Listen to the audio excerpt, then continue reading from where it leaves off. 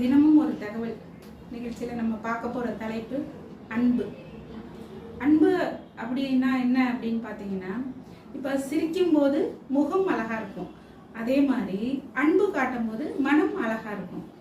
ஒரு நாய் வளர்த்து பாருங்க, அதில் நாய் நம்ம கூடவே அன்பாக இருந்தோம்னா நம்ம கூடவே இருக்கும். நம்ம போகிறப்பெல்லாம் வர்றப்பெல்லாம் நம்ம பின்னாடியே வரும். நமக்கு ஏதாவது ஒன்று அப்படின்னா நம்ம டக்குன்னு யாரையாவது எதிர்த்து பாயும், ஏன்னா அது காமிக்கிற உண்மையான அன்பு.